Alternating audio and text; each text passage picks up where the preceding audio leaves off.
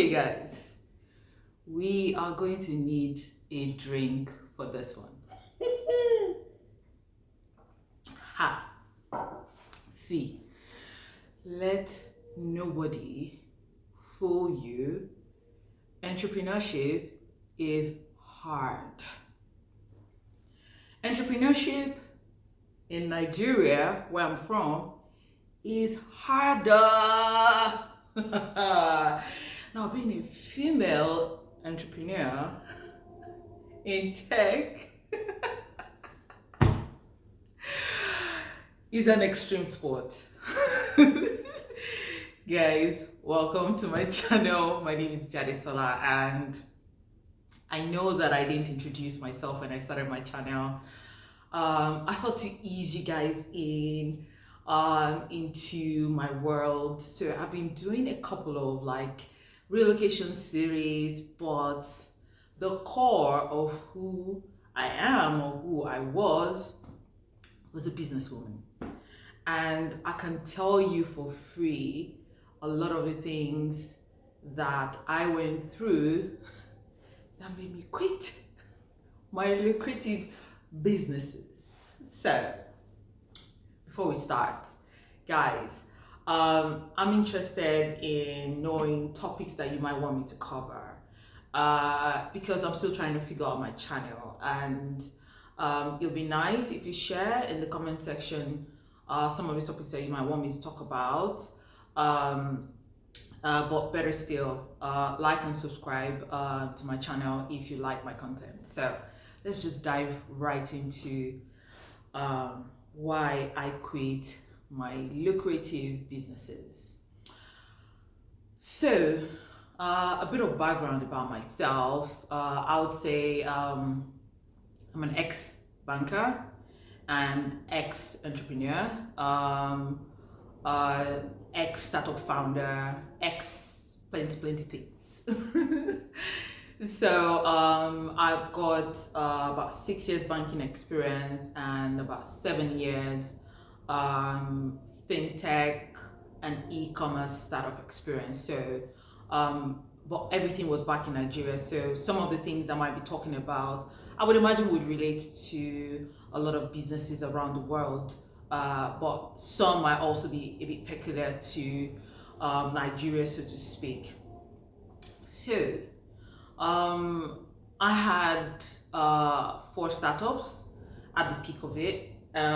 This is aside some of the other things that I was doing, side hustles that I was doing. So I had the full-time job. I had all the startups in one building. So they cut across e-commerce and installment payments. So if you are in Nigerian, I think generally credit business is a lucrative business, unless it's even credit cards is lucrative. So I'm talking about loans where you would charge interest upfront, right? So there was nothing like zero interest for a period of time, and then you start to pay interest if you don't pay off by a particular time. So you start to charge your interest like upfront from the moment the person gets the loan in terms of cash or product when they buy and pay in installment.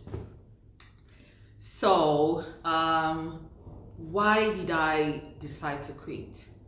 So because of my banking background, I also had the opportunity to appraise a lot of businesses for loans. So when I eventually became an entrepreneur, I knew some things that I didn't want to do, or how to set up the business from the get-go to make it profitable. So from the very first day that we opened our doors to our customers, from the pricing, everything was done correctly. So we were making money from the beginning, which was good.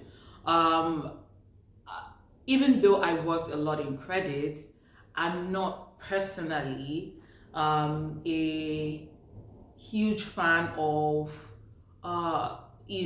borrowing just for the fun of it, if that makes any sense. So, or taking other people's money just because.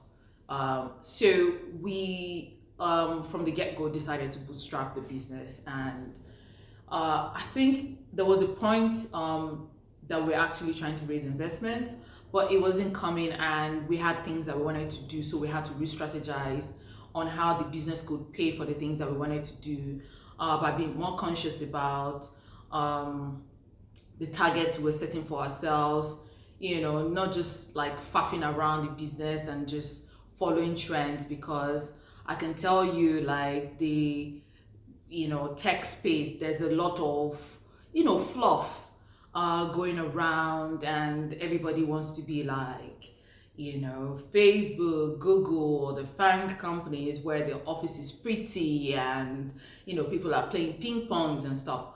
There's nothing wrong with that, right? But I think that people need to recognize that when you're starting out and you don't have the kind of money that these people have, it's okay for you to start from where you are. So anyways, the business was good. But because we were bootstrapping, and as the businesses were growing, it was becoming obvious that we needed to scale up. And if we had investors' funds, to be fair, it would have made the scaling of the business much faster, much easier. But more importantly, I think what bootstrapping would do to you is that you're a bit more cautious, especially about taking certain kind of risks.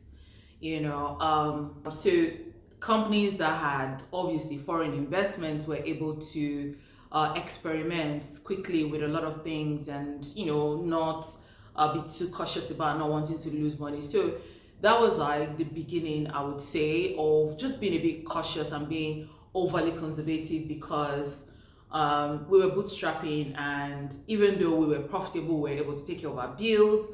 I was very cautious as a founder not to lose the money, because we were working for everything. Yeah. The other thing, so the second thing, sorry, I need to check my note briefly. I think that I was beginning to realize how hard it was getting for us to attract and retain talent. So I'm going to break this down into two bits. So there is the attracting the right people, so people that are very skillful, right? There's that bit. There is attracting committed people, and then there's also attracting startup material. Because I can tell you, when you're starting your business from scratch, people that have started small, they will tell you, as the there is nothing like this is my job description and I have to stick to it. You will wear many hats, and that is the honest truth. If you were doing the business by yourself, you would be the customer service, you would be the salesperson, you would be maybe the ones creating your content for social media. You will wear many hats. And that is exactly what it's like when you're with a startup, where even though you've got your job description, there will be times where you would have to go outside your job description and take on more responsibilities. And it takes a certain kind of people to be that. So there was a lot of, I think social media wasn't really helping, where, there was this like tech, everybody's like trying to get into like big tech companies or startups that supposedly that looked like they were doing better than others. And that is not a problem, right? One of the things that also was difficult was when we were hiring people from well-established companies, we saw that they couldn't, they just couldn't be that startup material that we're looking for, because a lot of them did not see like end-to-end processes where they were working before. So they used to niche down a lot, and there is absolutely nothing wrong with that. But in a startup, you need to be more like, you need to have a wider horizon in terms of, your knowledge, your skill set, your level of commitment. It needed to be more, and that is the honest truth. So in terms of like finding people that had the right skills, um, I wish I could bring in, uh, founders who can share raw behind the scenes um, examples of how hard it is to attract and retain talent. Like from when you're even trying to recruit is when you're like, you almost feel like you're settling because the crop of CVs you're like combing through is just, people want to work, they just want a job. And while there is nothing wrong with that, people must also realize that it is the value that you bring to the table that keeps you on the job. So there was a lot of turnover, because in a startup, and when you're bootstrapping, there's certain things you can't afford. I said this earlier. You can't afford to have dead weights on your team for too long. It's going to cripple the business. But then the more you recycle people on your team, you have to also be ready to train everyone that keeps coming all the time. And this takes me to the third reason why I thought it was time for me to quit. I realized that the business revolved a lot around me, from building the strategy to even business development to product development. It was just a lot. And I was also taking on a lot of the onboarding and mentoring of the employees, especially when they come in newly. So when we continue to have like a lot of like staff turnover, and I have to be the one to constantly train and retrain, it just gets to a point where you're like, nah, I don't think I want to do this anymore. I was getting lazy at some point. I was beginning to cut corners, to be fair, because, we repeated yourself too many times. I know I probably could have done more in terms of, maybe I could have recorded like videos to teach people, and then they would just play it on their own time. But, there is also the bit of the gestation period where someone that's coming newly to your business, they need some time to settle into the business, right? So, it's just a lot. Like, it is a lot. Now the next bit for me was, not only did I realize that the business relied too much on me as an individual, I also realized that I felt so alone. Like, people don't talk about this. Like, there are times that you would get home from work and you would cry. Like, I love working. Like, people that know me, they know I'm a workaholic. I enjoy working. I like to build things. I like to see things go from this to this. I know how to make money. And I was just like, why is it that I'm the only one that is thinking about the business? If there's a problem, I'm the one that is solving it. Like, I started to solve mundane problems and I started to get sick of it, and I realized I was snapping a lot, because it just got to a stage I was like, nah, I'm not doing this. I had to, like, if we bought a new generator, for example, for the office, I started to worry about, okay, I need to know how to turn on this generator so that I can teach people how to turn on the generator.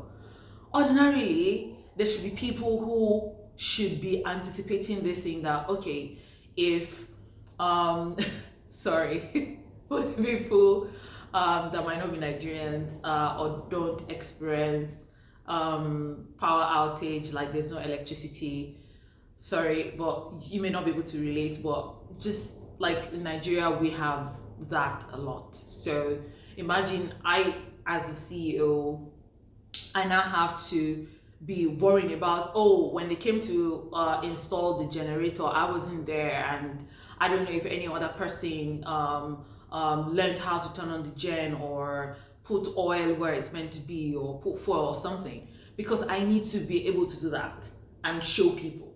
And I just could not understand for the life of me why, I just couldn't find the people who were that committed. I had a co-founder, but he was more like an investor and he wasn't participating in day to day. So the loneliness was also on another level, so like business wise. I was carrying everything on my head. And then pandemic hit. And for a lot of people, that helped to put a lot of things in perspective. And I think that was when it hit me. I didn't have anything to do for like 2 months straight. So I had enough time in my head to really think about where I was in life. And I started to realize that I was no longer happy, doing the job that I love so much. Um, Not only did I love the job, I also loved the problem that I was solving. Uh, but I wasn't happy anymore. The day to day now felt like, it just felt like a drag, and I was just done with that life. Um, and when you're not happy, like you spend most of your time at work and you're not happy there, you're not exactly happy with the people you're working with, you're not exactly happy with so many things. It starts to affect your mental health.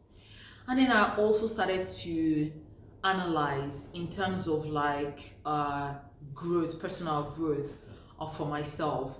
Even though like having run all these businesses, um, I've grown so much. Like I I'd done so many things that people would only imagine in their lifetimes that they were doing. And while that was good, but I still felt like I was limited. I felt very limited. And I wasn't sure at that point if I could compete on a global scale if it came to it. Like I was good in my comfort zone. So I started to really think of exploring. Okay, can I even go abroad and build my business in a foreign country? Which was like one of the first, motivation to relocate. But secondly, was I realized that financially I'd been stagnant for about 5 years, and this is what a lot of people don't talk about. A lot of people think that, oh, the founders of the business are the ones that have the highest take home, or they're making a lot of money. It is not true. In a lot of cases, you're sacrificing, you're putting back into the business. That's like your main goal. So I started to realize that I wanted more, I wanted to earn more. And a part of me felt like I could earn more if I didn't have the baggage of time of carrying employees on my shoulder and being the one to even do most of the work and make most of the money, for the organization. If it was just me, like I was cool, I was fine, I was like the business would take care of just me. But it wasn't what I wanted. I wanted to build a business that was sustainable. So obviously that also a business that I could also leave and then people could uh, work on the business while I'm not there. But I wasn't getting that vibe that it was going to happen anytime soon. And really, that was why I started to explore relocating. And after I relocated, to be fair, just not having to really worry about my business back in Nigeria, I started to realize how my mental health improved. Like it was amazing how there was almost like a switch from worrying about everything to now thinking about myself alone. and thinking about what I want for myself and where I want to be. And um, I'm not gonna lie that initially I felt like, oh, people might think that, oh, I'm a failure, but I'm like, you know what? I am not a failure, because a lot of people cannot boast of the things that I've achieved or the things I've had to go through, juggling multiple businesses, having side hustles, and still being able to stay relatively sane. Because, it is the truth. And I decided, at some point after I relocated, that I was going to go back and take a 9 to 5 job. And some people might think that, oh, why would you do that? But man, for the first time in a long time, when people ask me, how are you? And I say, I'm fine, I know that I mean it. Like, why would anybody not want that? I've got a job now, and someone else is worrying about the overall strategy and thinking about the end to end of the business. My own role is just to focus on one, tiny bit of the business. I'm earning way more now. I'm smiling more. I've got enough time to do other things, like creating content on YouTube. I am, I'm not where I want to be yet, but mentally, I feel so good getting back to 9 to 5. And I'm also lucky because the 9 to 5 job that I got is actually something that I love as well, and something that is helping me learn as I am on the job. So, what's not to love? Like, do I miss entrepreneurship? A little bit, because there is still that thing of your businesses are your babies, and letting them go sometimes can be very hard. But if it's not working for you, it's okay for you to say, hey, you know what, I want to try something else. I want something else for my life, or maybe I want to take a step back and re-strategize exactly what I want to do. There is nothing wrong in going back to a 9 to 5. I actually enjoy it. I feel like I'm on a break right now from just worrying about so many things that I used to worry about before. Just really talking about it now, like, I'm not saying it with a sad face, because I genuinely am happy where I am in life. Um, I'm not saying no to entrepreneurship for life. As a matter of fact, I know I will continue to always look for something to do. Um, but I'm glad I'm done with the phase of just struggling and not feeling okay because I was trying to build a business. Um, so if you are feeling some type of way about, the business that you're running at the moment, just know it's normal. Like, it's okay. Like, I think for businesses, what people don't say a lot is their highs are very high and the lows can be very low. And just navigating a lot of those lows is very important, for business. There is hardly like a smooth journey. And then when you're just starting out, it's never that easy, and a lot of people don't talk about that. They only show you the outcome, the results. They don't show you the blood, sweat, and tears that comes with it. So I think this is going to kick off a lot of like entrepreneurship and tech topics that I'm going to be sharing very soon. So if you really enjoyed this content, remember to subscribe and share with people around you, and I will see you next time. Bye.